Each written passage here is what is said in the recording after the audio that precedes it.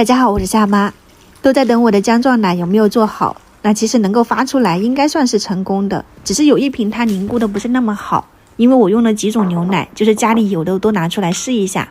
没有水牛奶的情况下，看看哪一种凝固的更好。这一勺姜汁大概就是10克，我用了2勺半，就是25克，刚好配一瓶250毫升的牛奶。这个甜品看着简单，失败率还挺高的。白糖我也是放了1勺，甜度刚好。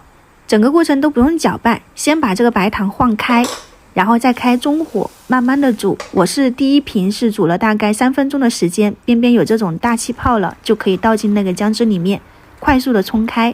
刚开始我以为这一瓶会凝固的很好，结果不是的，所以在第2瓶的时候我把温度降低了，缩短了煮的时间，同样中火煮了2分半，边缘是这种一点点这种小气泡。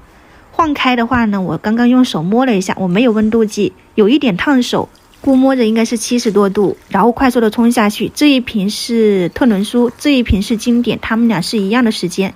然后最后一瓶小的200毫升的我只煮了2分钟，这个温度可能更低一点哈，60多度。全部冲完我都是用盖子盖着的，大概也就是3到10分钟左右，因为我们中间在煮其他的嘛，时间可能要久一点。这一瓶你看我端上来它就是牛奶，没有凝固，底部会有一点点。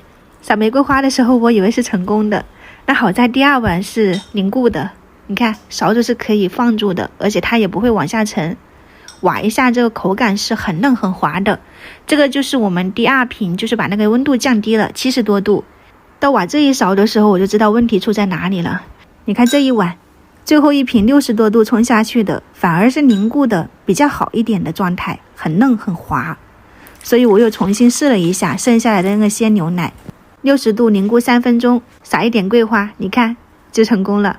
所以可能我们家里面的什么牛奶都行，只要是纯牛奶、生牛乳，没有其他添加的，然后温度你就60度冲下去，口感最好吃。